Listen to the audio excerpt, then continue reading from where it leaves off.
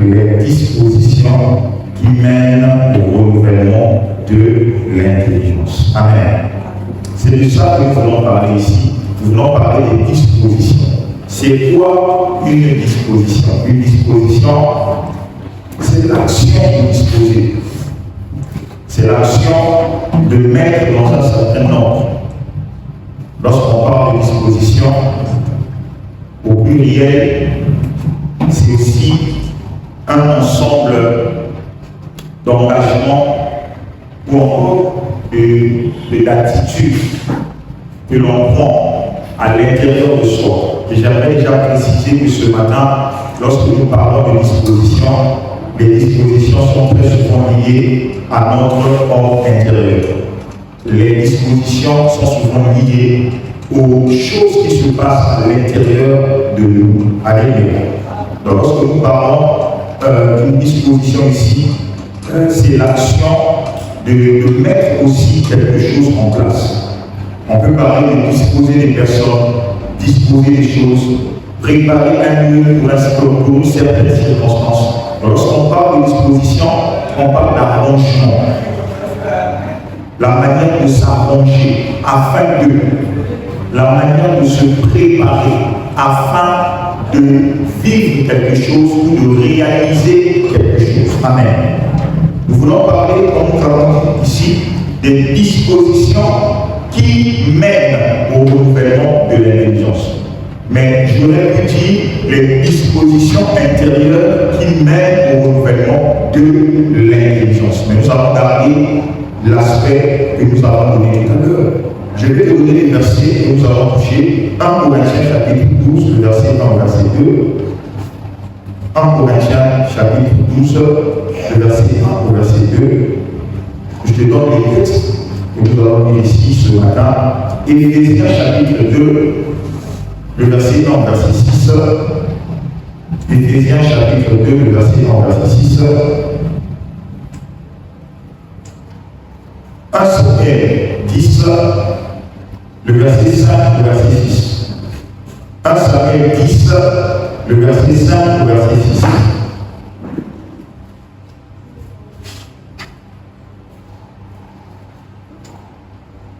Le psaume 84, le verset 5 à 6.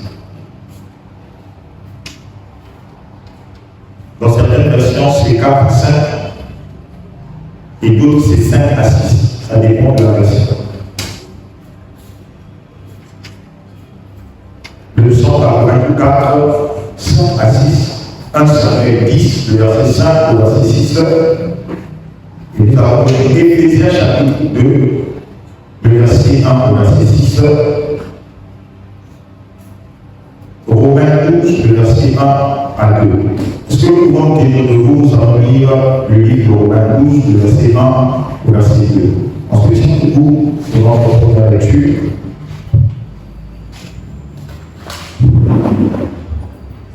Je lis la parole du Seigneur au nom de Jésus. Je vous exhorte donc, frères, par les compassions de Dieu, à offrir vos corps comme un sacrifice vivant, saint, agréable à Dieu, ce qui sera de votre part un culte raisonnable. Ne vous conformez pas au siècle présent, mais soyez transformés par le renouvellement de l'intelligence, afin que vous discerniez quelle est la volonté de Dieu, ce qui est bon, agréable et parfait. Accordons la parole au Seigneur. Là, pour moi, j'aimerais parler à la parole de Dieu. Oui, alors, ce soir, nous venons de lire le livre de Romains 12, le premier au deuxième verset. Mais nous allons nous concentrer sur le verset 2. La Bible a déclaré: ne vous conformez pas au siècle présent. Est-ce que tu peux répéter avec moi? Ne vous conformez pas. Dis encore bien, ne vous conformez pas. La Bible parle ici, et c'est l'apôtre qui parle. Il exhorte, il dit: ne vous conformez pas au siècle présent, mais soyez transformés par le renouvellement de l'intelligence. afin que vous puissiez discerner quelle est la volonté de Dieu, ce qui est bon, ce qui est agréable et ce qui est parfait. Amen. Donc lorsque nous lisons déjà ce texte, on nous fait comprendre quelque chose d'important. C'est que le seul moyen pour l'homme d'avoir le discernement de la volonté de Dieu, de ce qui est bon, de ce qui est agréable et de ce qui est parfait, c'est le renouvellement de son intelligence. Quand notre intelligence est renouvelée, elle nous donne la capacité de discerner la volonté de Dieu, mais aussi de savoir ce qui est bon selon Dieu, agréable selon Dieu et parfait selon Dieu. Mais nous allons commencer par dire ceci. Nous avons dit que notre thème, c'est que nous voulons parler des dispositions qui mènent au renouvellement de l'intelligence. Et quand nous avons parlé des dispositions, nous avons dit qu'une disposition, c'est un ensemble d'arrangements que l'on fait. C'est un ensemble d'attitudes que nous prenons dans le but d'atteindre un objectif, dans le but de réaliser quelque chose. La première disposition que nous voyons ici, dans le livre de Romains 12, le verset 2, c'est que la Bible dit « Ne vous conformez pas au siècle présent ». Alléluia. Ça veut dire que la première disposition que tu dois avoir, qui te permettra d'aller vers le renouvellement de ton intelligence, c'est de ne pas te conformer au siècle présent. Alléluia. Il dit, ne vous conformez pas. Et je vais le mettre au temps présent et te dire que la première chose qui te donne la possibilité d'aller vers un renouvellement de l'intelligence, c'est ta capacité à refuser de te conformer. Donc Dieu est venu te dire par ma voix ce matin, ne te conforme pas. C'est quoi se conformer? Se conformer, c'est choisir de se comporter comme. Se conformer, c'est être en accord avec une manière de faire. Se conformer, c'est régler sa conduite en accord avec quelque chose. Se conformer, c'est aussi se soumettre à une norme ou à une volonté. Lorsqu'on parle de se conformer, on se conforme toujours à un système auquel on est exposé. On se conforme toujours à un groupe, à un mode de vie auquel nous sommes exposés. Je répète encore, quand le Seigneur te parle de conformer ici, se conformer, c'est se comporter comme. C'est être en accord avec une manière de faire. C'est régler sa conduite en accord avec quelque chose. Ça veut dire que là où quelqu'un se conforme, il y a forcément quelque chose qui va l'emmener à se conformer. Raison pour laquelle l'apôtre Paul dit, ne vous conformez pas au siècle présent. Lorsque la Bible parle du siècle présent, le siècle présent c'est le système du monde. Ne vous conformez pas à la manière de faire des hommes dans ce monde. Ne vous conformez pas à la manière de raisonner des hommes dans le siècle présent. Amen. Lorsque j'ai dit tout à l'heure qu'on se conforme toujours à un système auquel nous sommes exposés, ce à quoi tu es exposé va t'emmener à t'y conformer. Le monde dans lequel tu es habitué à vivre finira par t'emmener à te comporter comme tel. Et Dieu nous fait comprendre que pour nous qui sommes des enfants de Dieu, l'une des choses qui nous empêche de vivre dans le renouvellement de notre intelligence, c'est parce que nous avons fini par nous conformer au siècle présent. C'est-à-dire que nous avons fini par être en accord avec la manière de faire des hommes dans ce monde. Nous avons fini par nous soumettre au mode de vie de ce monde. Et ça nous empêche de marcher dans un renouvellement de notre intelligence. Alléluia. J'aime ce que j'ai dit tout à l'heure, que lorsqu'on parle de se conformer, c'est se soumettre à une norme ou à une volonté. Accepter que un mode de vie prenne le dessus sur toi et puisse t'emmener à mener ta vie selon ce mode de vie. Combien de personnes aujourd'hui se disent être des enfants de Dieu, mais quand tu vois leur mode de vie, elle n'est pas différente de ceux de ce monde. combien de personnes aujourd'hui se disent être nées de nouveau, mais quand tu vois son langage, sa manière de parler, sa manière de raisonner, sa manière même de vivre n'est pas différente d'un homme qui n'a pas encore connu le Seigneur. Pourquoi? Parce que bien qu'il a reçu Jésus-Christ dans sa vie, mais le fait que la personne n'a pas compris la nécessité de ne pas se conformer, elle a fini par être soumise au système de ce monde. Et nous sommes aujourd'hui en train de vivre une époque où les chrétiens, au lieu d'aller envahir le monde, mais les chrétiens ont pris le monde pour l'emmener dans l'église. Nous sommes en train de fonctionner aujourd'hui dans un système où, même lorsque nous savons des choses spirituelles à réaliser, mais nous voulons prendre les méthodes du monde pour aller réaliser ce qui est spirituel. Ce n'est pas compatible. Alléluia. Lorsque tu veux que Dieu t'emmène vers le renouvellement de ton intelligence, tu ne dois pas te conformer. Dis avec moi, je me conformerai. Se conformer, c'est accepter de se soumettre à quelque chose, à une manière de faire, à une manière de vivre, à une manière de fonctionner, à une manière de vivre dans une entreprise, à une manière de vivre dans la famille, à une manière de vivre dans la société. Alléluia. Combien de gens aujourd'hui, bien qu'ils ont donné leur vie à Dieu, mais se sont conformés au système qui régit leur famille? Que non, dans notre famille, on ne fait pas ceci. Si tu fais ceci, tu n'auras pas ça. Et bien que tu viens à l'église tous les jours, mais tu as choisi de te conformer au mode de vie, à la coutume, à la tradition de ta famille. Pourquoi? Parce que tu ignores réellement qui tu es. Ce qui pousse les gens à se conformer, c'est l'ignorance de leur identité. Quand je sais qui je suis, je sais ce dont j'ai besoin et ce dont je n'ai pas besoin.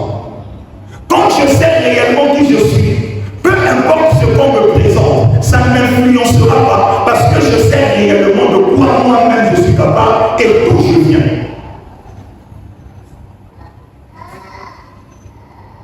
Ce qui permet à un homme de monter vers le renouvellement de son intelligence, c'est sa volonté à ne pas se conformer au siècle présent. Alléluia. J'ai donné un verset pour comprendre c'est quoi le siècle présent. Nous sommes dans le livre d'Éphésiens chapitre 2, le verset 1 au verset 6. Voici ce que la Bible déclare. Vous étiez morts par vos offenses et par vos péchés, dans lesquels vous marchiez autrefois selon la chair, selon le train de ce monde plutôt, selon le prince de la puissance de l'air, de l'esprit qui agit maintenant dans les fils de la rébellion. Ici, on est en train de présenter ce que nous étions avant de connaître Dieu. La Bible dit qu'avant que tu ne donnes ta vie à Christ, tu étais mort par tes offenses, tu étais mort par tes péchés. Les péchés dans lesquels tu marchais autrefois, selon le train de ce monde. Alléluia. Selon le monde de vie de ce monde.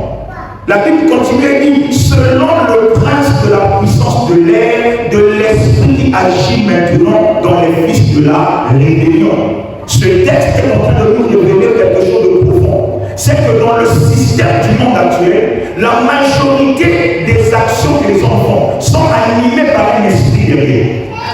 Parce que l'apôtre dit que ceux qui sont dans le train du monde sont sous le contrôle du prince de puissance de l'air et de l'esprit qui agit dans les fils de l'homme pour leur emmener à la rébellion. Regardez le système aujourd'hui. Le monde, dans son évolution, ne fait que réaliser ce qui est contraire à Dieu. L'homme est en train de se révéler vis-à-vis de ce que tu as fait. Les lois divines que Dieu a instaurées, les hommes sont en train de les bafouer. Donne-moi la main. Qu'est-ce qui emmène cela? La Bible nous dit, c'est parce que le monde actuel est sous le contrôle du prince de l'air.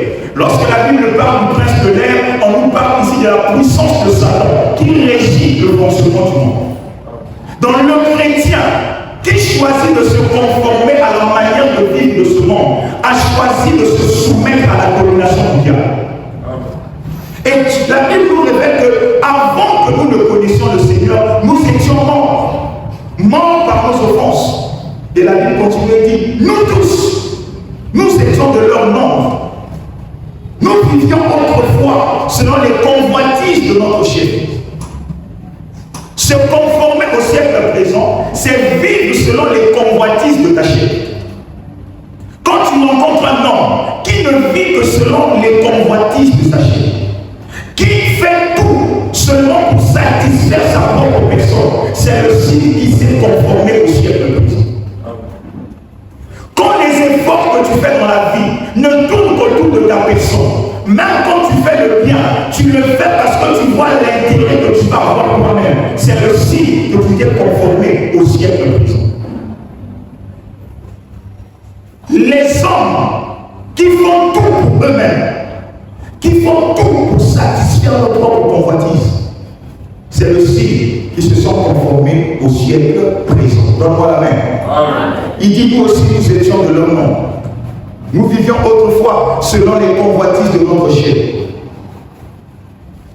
accomplissant les volontés de la chair et de nos pensées. Regarde-toi, bien-aimé. Tu pries Dieu, tu sers Dieu, mais toute ta vie, tu ne te bats que pour satisfaire la volonté de ta chair et de tes propres pensées. Dieu n'est pas ta priorité. L'œuvre de Dieu n'est pas ta priorité. L'avancement des intérêts de Dieu n'est pas ta priorité. Tout ce qui te priorise, c'est toi. La Bible le déclare. Nous vivions autrefois selon les convoitises de notre chair. Un homme qui vit sous la domination de la convoitise est charnel. Quand tu vois quelqu'un avec quelque chose et que ton cœur commence à battre au point où si tu n'as pas cette chose, tu n'auras pas la paix, c'est que en toi, il y a la sémence de la chair et de la convoitise. Et la convoitise, c'est la clé qui emmène la mort dans la vie de quelqu'un. Dans le livre de Josué, on nous dit que lorsque le peuple d'Israël, conduit par Josué, était allé combattre le peuple de Haï, Dieu leur a dit, quand vous irez, ne prenez rien. Mais il y a un homme appelé Akon. Il est allé dans une maison. En rentrant dans cette maison, il a vu de l'argent, des bijoux, des choses pour avoir. La Bible dit, il a vu, il a convoité et il a fait quoi? Il a pris. Et lorsqu'il a pris cela, la mort est rentrée, pas seulement dans la vie de Akon, mais dans la vie de toute l'armée d'Israël. Ils ont perdu une bataille qu'ils n'auraient pas dû perdre. Parce que quelqu'un s'est laissé emporter par la convoitise. Et nous faisons très attention. Le renouvellement de l'intelligence est important. Si ton intelligence n'est pas renouvelée, dans le siècle présent où nous sommes, la convoitise te tuera. Parce que nous sommes en train de vivre dans un monde où tout tourne maintenant autour de l'argent. Le ministère, c'est l'argent. Dans la famille, quand tu n'as pas l'argent, tu n'as pas de valeur. Les chrétiens viennent à l'église seulement pour l'argent. Les chrétiens ne viennent plus à l'église parce qu'ils ont la passion des âmes, parce qu'ils veulent voir l'œuvre de Dieu avancer. On ne vient plus à l'église pour les intérêts de Dieu, mais nous venons à l'église parce que nous avons besoin d'argent, besoin du mariage, besoin du travail, besoin de voyager. Or nous oublions que les désirs que nous manifestons traduisent notre... Ça ne fait que traduire le fait qu'aujourd'hui, tu as fini par te conformer au siècle présent.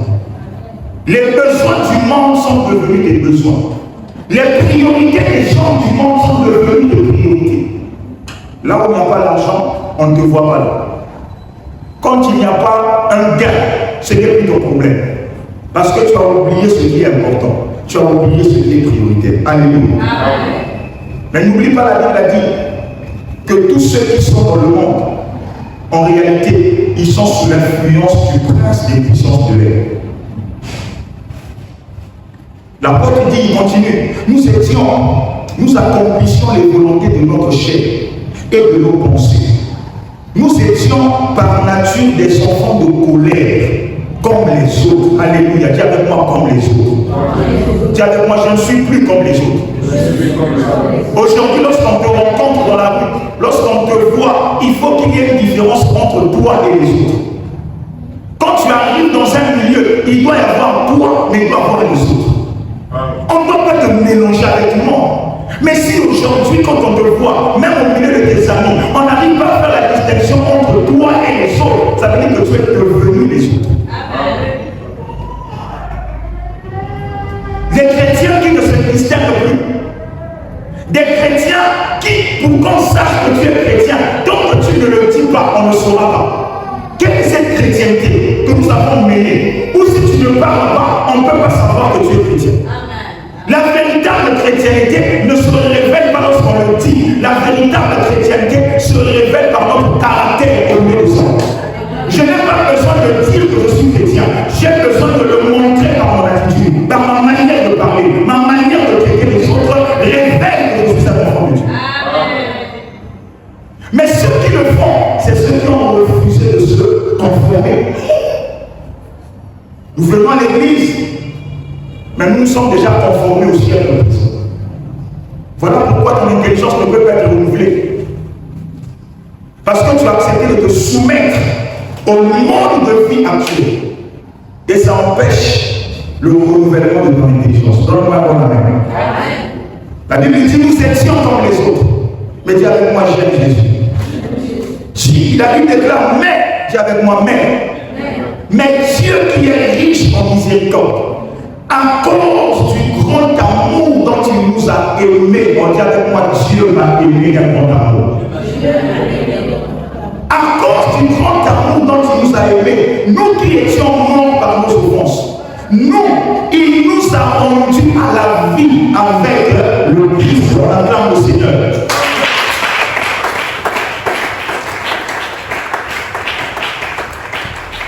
Ma prière ce matin, c'est que le Seigneur te rende la vie. Que tu retrouves la vie de Dieu au nom de toi. Alléluia. Le verset 6 déclare, il nous a ressuscités ensemble. Je prie que Dieu te ressuscite ce matin. Tu n'es pas avec moi. Donne-moi un meilleur amen.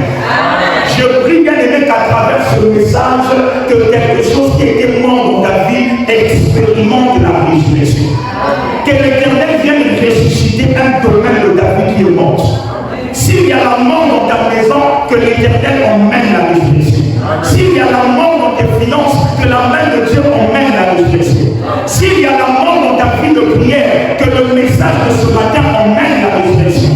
S'il y a la mort dans ton intimité avec le Saint-Esprit, que le message de ce matin emmène la résurrection. Donne-moi un bon amen. Dis encore amen. L'Éternel a dit, par son grand amour, il nous a ressuscités ensemble. Dis avec moi, ensemble. Non, je ne veux pas ressusciter seul. Je ne veux pas retrouver le zèle seul. Mais je veux que l'église ancienne soit zélée. Je veux que les autres aiment Dieu comme moi. Je veux que les autres soient passionnés comme moi. Je veux que les autres aient le désir de servir comme moi. C'est ensemble. Ce n'est pas moi, mais je dis ensemble. Ce n'est pas un problème individuel, mais c'est un problème d'ensemble. Alléluia. Parce que lorsque nous sommes ensemble, nous formons une unité puissante devant le Seigneur. Dis avec moi, j'aime Jésus. Il nous a ressuscités ensemble. Il ne s'est pas arrêté là. La Bible continue. Il nous a fait asseoir ensemble dans les lieux célestes en Jésus-Christ. Acclame encore le Seigneur.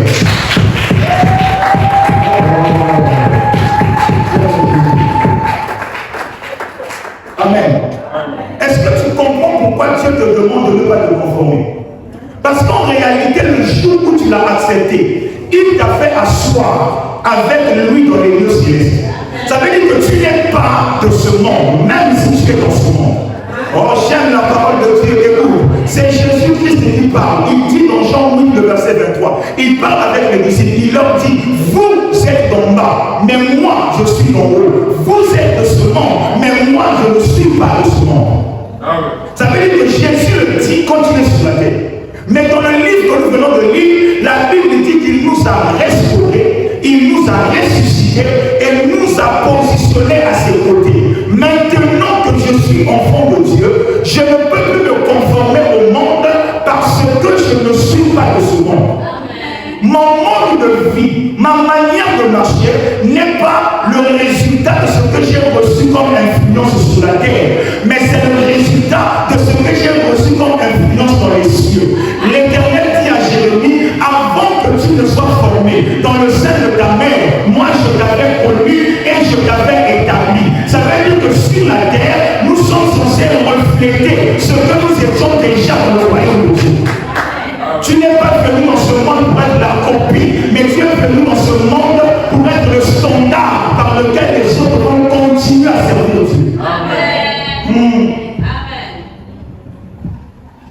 Je ne suis pas une copie parce que je ne me conforme pas, mais je suis celui qui crée une nouvelle tendance, une nouvelle manière de marcher.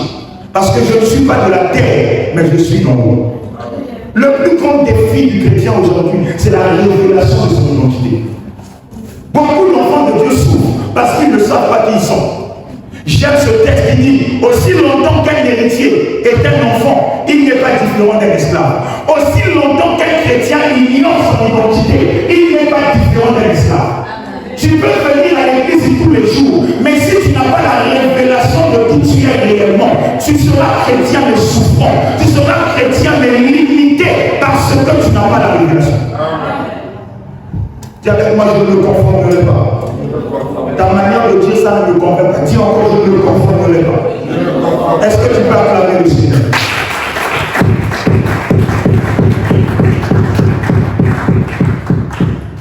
Alléluia. L'Éternel dit dans sa parole, la première disposition qui nous emmène vers le renouvellement de l'intelligence, c'est notre volonté à refuser de nous conformer. Ne te conforme pas. Ce n'est pas parce que autour de toi, il y a des hommes qui acceptent la corruption que tu es obligé de le faire. Ce n'est pas parce qu'autour de toi, tu as des amis qui trouvent que coucher avec des hommes c'est normal que tu es obligé de le faire. Ce n'est pas parce qu'autour de toi, tu es entouré des gens qui trouvent que voler c'est normal que tu es obligé de le faire. Refuser de le faire, c'est refuser de te conformer. Accepter de le faire, c'est te conformer au nom de Christ. Amen. Ce qui fera la différence entre nous et les autres, c'est notre capacité à rester enfant de Dieu dans n'importe quelle circonstance. Amen. Car nous sommes dans un monde qui est comme une fournaise. La Bible déclare que le roi Nebuchadnezzar a jeté les compagnons de Daniel dans le feu. Pourquoi? Parce qu'ils ont refusé d'adorer le feu d'or. On te jettera dans le feu parce que tu as refusé de te conformer. On te rejettera parce que tu as refusé de te conformer. On te fermera les portes parce que tu as refusé de te conformer. Ça sera difficile parce que tu as refusé de te conformer. Mais j'aime la parole de Dieu. Car il est écrit que même dans le feu, l'ange de l'Éternel a suivi Méchach, Shadrach et Abednego parce qu'ils ont choisi la fidélité à leur identité plutôt que de se compromettre à cause des hommes. Je suis venu t'encourager ce matin à ne pas te compromettre à cause des souffrances que tu vis. Tout le monde souffre dans la vie. Tu n'es pas la personne la plus souffrante de la terre. Sur cette terre, il y a des hommes qui souffrent plus que toi, mais qui aiment Dieu, qui sont fidèles à Dieu, qui servent Dieu de tout leur cœur. Ne viens pas nous présenter des problèmes comme un argument pour justifier ta mauvaise vie. Non. C'est possible de vivre dans la fidélité sans pourtant se compromettre dans le siècle présent. C'est ça notre problème. Nous avons laissé le siècle présent dicter notre manière de servir Dieu. Nous venons à l'église pour chercher ce que le monde a trouvé son Dieu. Amen. Amen. C'est ça. Voilà pourquoi il y a des choses que Dieu ne veut pas te donner. Parce qu'il connaît ton cœur. Tout ce qui t'intéresse, c'est toi. Tes propres intérêts. Les intérêts de Dieu ne t'intéressent pas. N'est-ce pas que la Bible dit chercher premièrement? S'il y a un premièrement, c'est qu'il y a un deuxièmement. Mais nous avons priorisé le deuxièmement. Nous avons rejeté le premièrement. La Bible dit ne te conforme pas. Dis encore avec moi, je ne me conformerai pas. Alléluia. Ça me fait souvent rire. Quand je vois parfois certains chrétiens,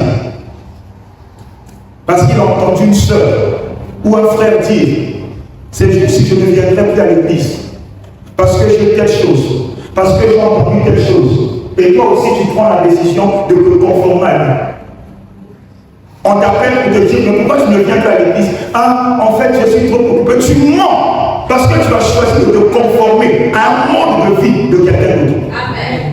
Voilà les erreurs que nous commettons avec le Seigneur. Combien de gens aujourd'hui ont déserté la maison de Dieu parce qu'ils ont choisi de se conformer à une manière de penser de quelqu'un d'autre? Je me rappelle une fois, je crois qu'il y a 2 ans cela, on avait reçu une soeur ici à l'église. Elle avait des problèmes. J'ai prié pour elle. Elle a vu la main de Dieu. Mais pas voir un des serviteurs de Dieu à l'église et dire à ce serviteur-là, en fait, moi si je ne viens pas souvent à l'église, c'est parce que j'ai remarqué que souvent quand vous priez, vous aimez toujours imposer la main sur la tête des gens. Moi là où j'étais là-bas, on ne faisait pas ça. Le frère l'a écouté une fois, il dit ok. Deuxième fois, il dit encore. En fait, j'ai encore remarqué quelque chose. Souvent, quand vous prêchez, vous dites souvent ceci. Là où j'étais là-bas, on ne dit pas ça. Elle est encore venue une 3e fois. Tu sais, si tu ne vois pas trop venir à l'église, c'est parce que nous, là où on était là-bas, à la fin du culte, quand les gens finissent, on s'assoit, on cause. Mais ici, là, on ne fait pas ça. Là où j'étais là-bas, on faisait ça. C'est quelqu'un à qui on a injecté une logique. Tu arrives quelque part et tu veux que les autres puissent suivre ta manière de penser. Mais si tu dis ton intelligence n'est pas renouvelée, qu'est-ce que tu vas faire? Tu vas te conformer. Donc en réalité, quand vous voyez des brebis dans l'église qui sont facilement ballottables, ce n'est pas leur faute, c'est un problème de renouvellement. Quand l'intelligence est renouvelée, quelqu'un ne peut pas venir t'imposer une manière de vivre. Quelqu'un ne peut pas venir t'imposer une manière de prier, une manière de servir Dieu. Non, je sais qui je suis. Là où tu étais, c'est là où tu étais. Là où je suis, je sais ce que Dieu m'a donné où je suis. Amen. Il est temps que dans l'église, que l'on comprenne que sans renouvellement de l'intelligence, ça sera difficile de servir Dieu avec fidélité. Ça sera difficile. Donne-moi ton meilleur amen. Dis avec moi, j'aime Jésus. Est-ce que tu es béni par cette parole? Acclame le Seigneur.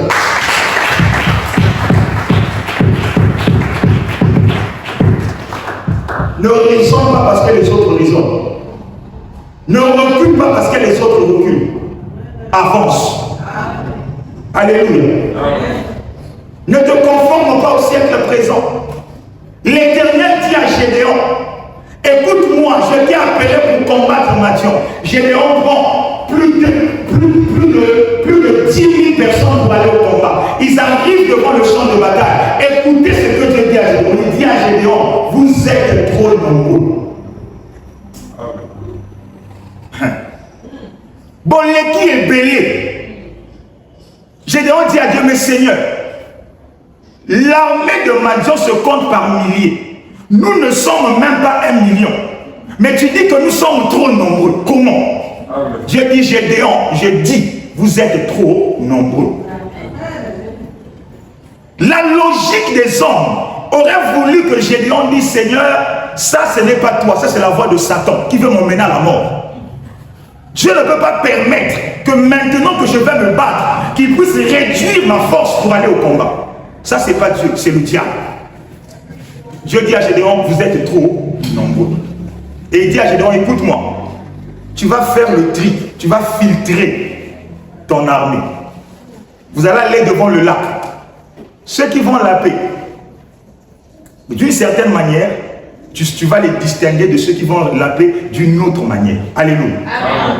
Et quand Gédéon obéit à la volonté de Dieu, il dit, Seigneur, puisque c'est toi qui as parlé, je vais obéir à ta voix. Il prend son armée, il les emmène au bord du lac. Pour faire quoi? Le tri que Dieu avait demandé.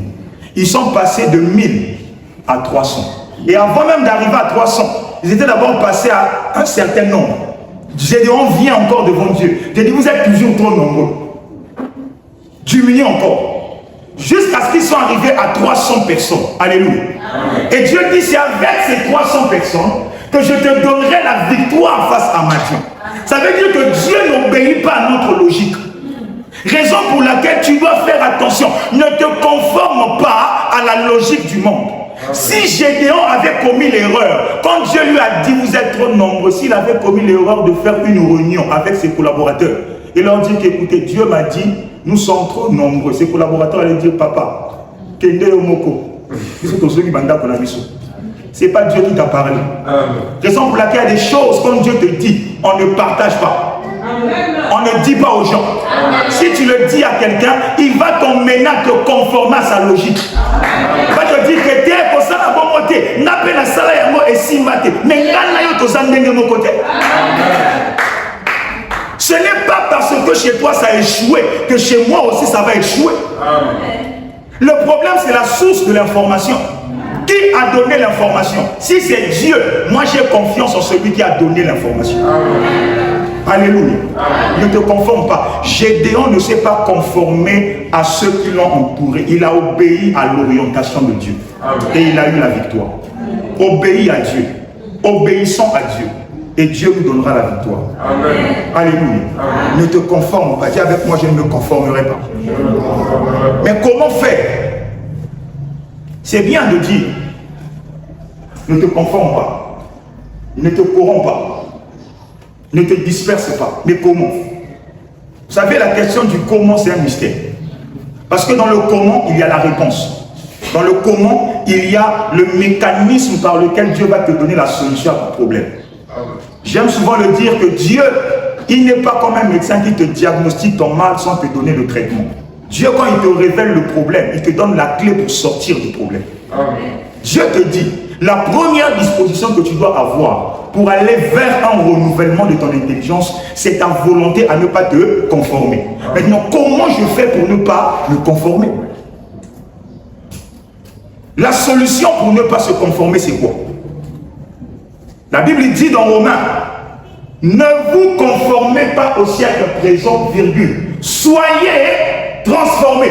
Dis avec moi, soyez transformés. Soyez transformés. Alléluia. Amen. Quand la Bible dit soyez transformés, dans la manière dont c'est écrit, ce n'est pas une option, mais c'est une obligation. Il ne s'agit pas de choisir ou de ne pas choisir. C'est impératif. Amen. Être transformé n'est pas une option. Être transformé est une obligation. Amen. Raison pour laquelle Dieu ne dit pas, si c'est possible, désirez être transformé. Non, soyez transformé. Amen. Ça veut dire que dans le processus qui va t'emmener à ne pas te conformer au siècle présent, il y a ta volonté à chercher la transformation auprès de Dieu. C'est à toi de le vouloir. La transformation ne viendra pas à toi si tu ne le cherches pas. La transformation ne viendra pas à toi si tu ne le désires pas. Il faut que tu sois transformé. Il faut que tu désires être transformé. Alléluia. Amen. Alléluia. Donne-moi encore un bon amen.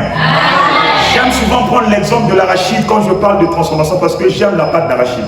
J'aime souvent dire que si l'arachide était une personne, je ne pense pas que l'arachide allait accepter de devenir la pâte d'arachide.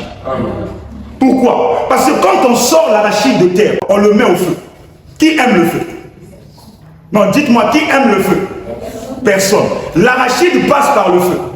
Quand on a fini de le faire passer par le feu, on prend ce même arachide, on l'emmène où? À la machine. Pour se faire quoi? Écraser. Qui accepterait ici de se faire écraser? Alléluia. Quand l'arachide se fait écraser, il quitte l'état d'arachide pour devenir une pâte d'arachide. Amen. On l'a écrasé, il est devenu une pâte. Et quand il devient une pâte, on prend cette pâte, on le met dans des bocals. Et cette pâte-là, quelqu'un viendra dans la boutique pour l'acheter et aller l'utiliser pour mettre dans une nourriture, pour le mettre dans du pain, pour qu'il puisse servir à beaucoup d'autres choses. Maintenant, dites-moi, si l'arachide savait qu'en acceptant la transformation, il ne sera pas seulement limité à être mangé avec la bouche, le pain, mais on pourrait encore l'utiliser dans la marmite, l'utiliser pour des nourritures. L'arachide allait dire, même si ça fait mal, transformez-moi. Transformez-moi, parce que la transformation que je vais subir me permettra d'aller au-delà de ce que je suis capable d'apporter. Oh, tu ne me comprends pas? Alléluia. C'est ainsi que Dieu réalise la transformation. C'est ce que représente la transformation de la vie d'un enfant de Dieu. La transformation ne sera jamais facile.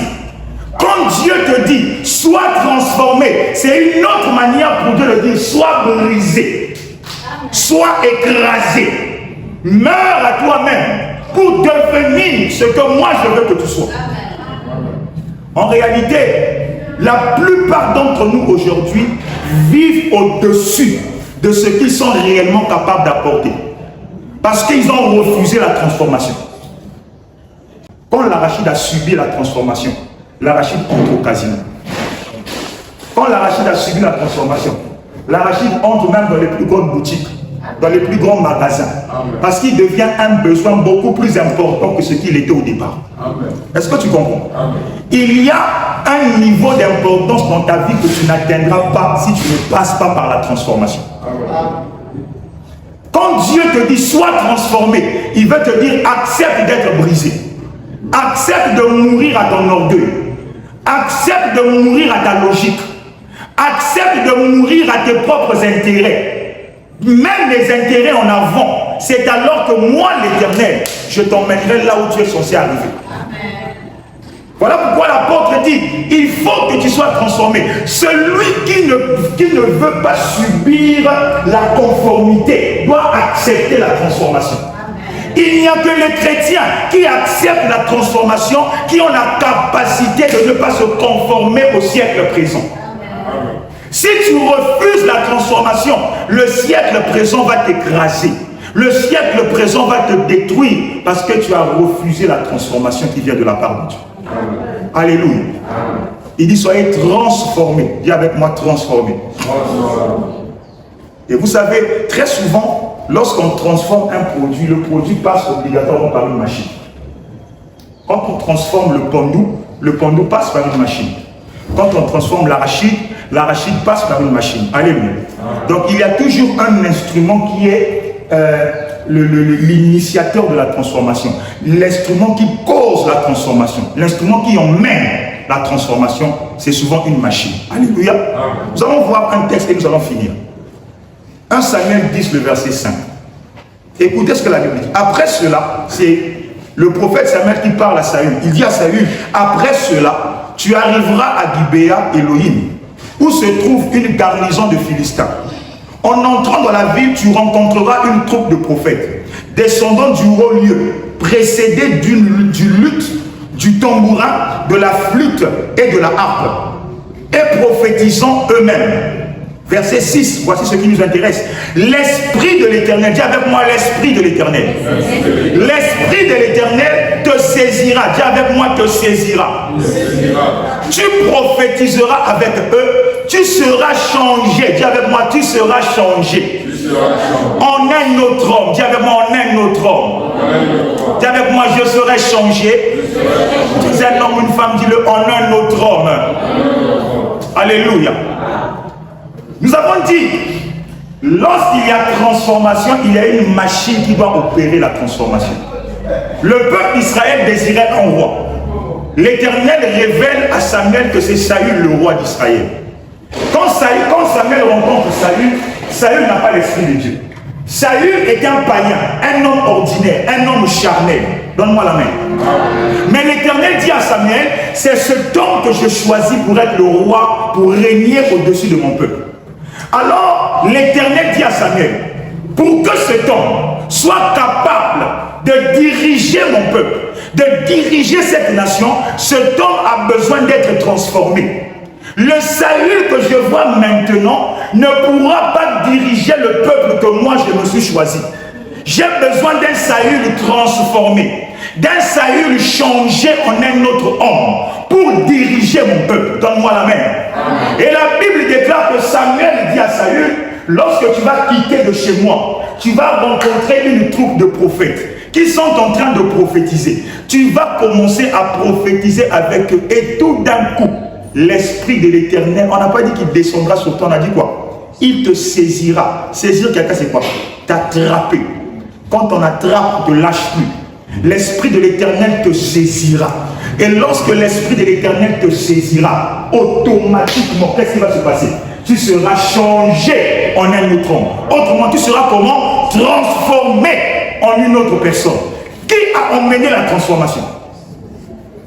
Qui a emmené la transformation? Le Saint-Esprit. L'Esprit de l'Éternel te saisira et tu seras changé en un autre homme. Bien-aimé, recevoir le Saint-Esprit et être saisi par le Saint-Esprit, ce n'est pas la même chose. Amen. Lorsque nous naissons de nouveau, nous recevons le Saint-Esprit. Mais pour que le Saint-Esprit te saisisse, tu dois aller à sa rencontre. Ah, j'aime le Seigneur. Amen. Raison pour laquelle Samuel dit, tu ne seras pas saisi en restant avec moi. Tu dois sortir, aller à la rencontre des prophètes. Quand tu iras à la rencontre, alors l'Esprit de l'Éternel te saisira. Le problème des chrétiens aujourd'hui, nous nous sommes contentés de la dimension de l'Esprit que nous avons reçue le jour de notre conversion. Ça ne suffit pas pour être saisi. Celui qui veut être transformé doit aller à la rencontre de la personne qu'on appelle le Saint-Esprit. Le Saint-Esprit saisit ceux qui vont à sa rencontre. Combien de fois tu prends le temps de prier à la maison? Aller à la rencontre du Saint-Esprit, c'est développer ton intimité personnelle avec Dieu. Avant de dormir, tu dis au Saint-Esprit, je ne dormirai pas tant que je ne t'ai pas rencontré. Avant de sortir de la maison, tu dis au Saint-Esprit, oh, je ne quitterai pas ma maison tant que je n'ai pas l'assurance que tu es avec moi. Quand le Saint-Esprit voit que tu le désires, il viendra te saisir pour te transformer. Amen. Le Saint-Esprit saisit ceux qui désirent sa présence. Saül n'a pas été saisi dans la maison de Samuel. Il a été saisi à la rencontre des prophètes. Le Saint-Esprit n'a pas saisi les apôtres. Lorsque Jésus était là, il leur a dit, moi je m'en vais, mais restez dans la chambre haute. En faisant quoi? En prière. S'ils étaient restés dans la chambre haute, mais distraits, l'Esprit n'allait pas descendre. Amen. Parce qu'ils ont prié, ils ont désiré Dieu. L'Esprit est venu quoi? L'Esprit est venu les saisir. Pierre, qui était un pauvre pêcheur de poissons, qui ne savait même pas comment aligner 2 phrases pour prêcher, il s'est levé, il a parlé. 3000 personnes se sont converties. Qui a fait ça? Le Saint-Esprit. Parce que Pierre a subi la transformation. Bien-aimé, je suis venu te dire une vérité qui va te choquer. Tu n'es pas transformé. Je te dis, tes réactions là, ta manière de servir Dieu là, ça démontre que tu n'es pas transformé. Tu n'es pas transformé. Et si tu n'es pas transformé, ce n'est pas la faute du pasteur. C'est parce que toi-même d'abord, tu n'as pas de temps de rencontre avec le Saint-Esprit. Les transformations que le Saint-Esprit opère dans la vie d'un homme n'ont rien à voir avec les temps de prière que tu vis à l'église. Les véritables transformations que tu subis, c'est dans ton intimité personnelle avec lui. Amen. Quand tu as appris à te discipliner, à chercher le Saint-Esprit dans la prière, tu es en train de l'emmener à te transformer, à te modeler, à te modifier, à te changer, à faire de toi une autre personne. Alléluia. Amen. Oh, quel plaisir, quelle joie, quel bonheur de se laisser transformer par un Dieu si grand. De se laisser transformer par un Dieu si merveilleux. Alléluia. Amen. Parce que quand tu viens sur la terre, tu perds une partie de ce que tu étais quand tu étais avec lui. Mais quand tu acceptes qu'il te transforme, il va commencer à te ramener à ta véritable nature d'enfant de Dieu. Amen. Le renouvellement de l'intelligence commence par ton désir d'aller à la rencontre de la personne du Saint-Esprit. Et ce n'est pas pour rien que l'apôtre Paul parle du renouvellement de quoi? De l'intelligence. Parce que c'est au travers de ton intelligence que tu es capable de refuter ou d'accepter quelque chose. Tu viens dans une église, tu rencontres un homme de Dieu dans la rue qui commence à te raconter des histoires à dormir debout. Pourquoi? Parce que tu n'as pas l'intelligence pour refuter ce qu'il te dit. Du coup, tu reçois, tu es comme un vase vide. Tout ce qu'on vient de déverser là, tu prends. Parce que tu n'as pas l'intelligence renouvelée. Quand ton intelligence est renouvelée, il y a des choses qu'on va t'apporter comme information. Tu écoutes, mais tu bottes en touche. Amen. Parce que tu as en toi une intelligence qui te permet de refuter certaines informations. Amen. Mais ça commence par la prière. C'est avec moi, la prière. Raison pour laquelle le problème, le défi que nous avons aujourd'hui dans l'église, c'est le défi de la prière. Nous devons rallumer la flamme de la prière dans l'église. Quand la flamme de la prière est rallumée, nous allons tous à la rencontre de l'Esprit. Et quand le Saint-Esprit va nous saisir, nous serons changés en d'autres hommes. Est-ce que tu n'as pas besoin que nous soyons changés? Oh, ta manière de dire Amen ne m'encourage pas. Est-ce que tu n'as pas besoin que nous soyons changés? Amen. Alléluia. Il y a quelque chose que Dieu m'a révélé pendant que j'étais en train de méditer sur cette parole, sur ce message. Et c'est quelque chose qui m'a beaucoup touché, qui m'a beaucoup impacté. Je me suis rendu compte d'une chose. Qu'en réalité, on ne peut pas transformer sans être transformé. Il n'y a que ceux qui sont transformés qui peuvent aussi transformer. Amen. On ne pourra pas changer l'atmosphère de nos cultes si individuellement d'abord nous ne sommes pas transformés. Amen. On ne pourra pas emmener un nouveau vent dans cette église si au départ nous ne sommes pas d'abord nous-mêmes transformés. Amen. Avant que Dieu transforme l'église, Dieu transforme les individus de l'église. Avant que Dieu transforme un département, Dieu transforme d'abord les individus de ce département. Et c'est ces individus-là qui vont mener la transformation de masse. Donne-moi la main. Et il n'y aura pas de transformation si l'intercession ne se réveille pas, si les mamans ne se réveillent pas, si les serviteurs ne se réveillent pas, si les hommes de Dieu ne se réveillent pas, il n'y aura pas de transformation car le Saint-Esprit n'est pas là. Amen. Nous allons apporter des solutions humaines. Nous allons retomber dans les mêmes choses. Amen. Parce que le Saint-Esprit n'est pas là. Amen. Mais quand nous allons nous lever dans la prière, nous allons aller à la rencontre de l'Esprit. Nous allons être changés en d'autres hommes. Amen. Et quand les gens vont remarquer notre changement, ils diront, bien-aimés frères, que devons-nous faire nous aussi pour être changés comme vous? Tu diras, viens ami ceci. Tu rencontreras le Dieu qui m'a transformé et tu iras transformer ta famille. Si nous sommes transformés, le réveil viendra. Si nous sommes transformés, le relèvement viendra. Si nous sommes transformés, les changements arriveront parce que nous avons laissé le Saint-Esprit faire son travail au-dedans de nous. Amen. Il est temps que nous puissions comprendre la nécessité de nous laisser transformer par le Saint-Esprit. Abandonne ta logique là. Laisse le Saint-Esprit faire son travail. Amen. Abandonne les choses que tu dis là. Et si quatre aux ala quitté, et si quatre aux ala quitté, ton limite au côté ta logique moussous. Oh ya Nzambe. Amen. Acclamons le Seigneur.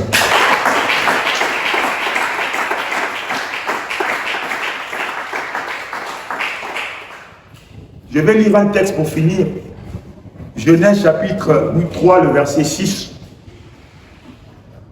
Genèse chapitre 3, le verset 6, la Bible dit: la femme vit que l'arbre était bon à manger et agréable à la vue, et qu'il était précieux pour faire quoi? Ouvrir l'intelligence. Dis avec moi, ouvrir l'intelligence. Dis encore, ouvrir l'intelligence. Amen. Qu'est-ce qui a séduit Ève? Au-delà de la beauté du fruit, l'intelligence. Voilà pourquoi Paul a dit, il faut chercher le renouvellement de l'intelligence. C'est l'intelligence qui a fait chuter l'humanité.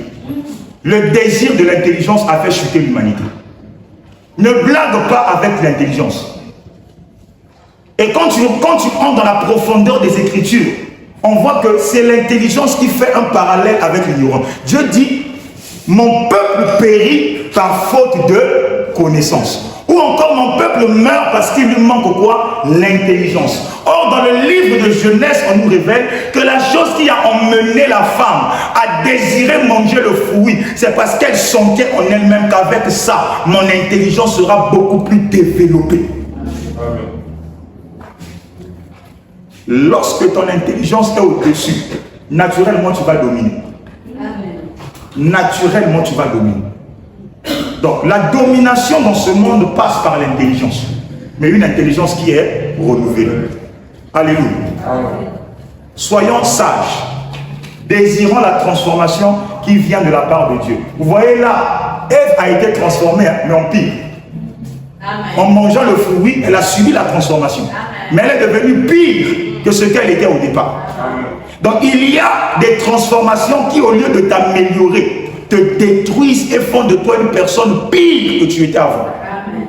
Raison pour laquelle tu dois désirer une vie de prière.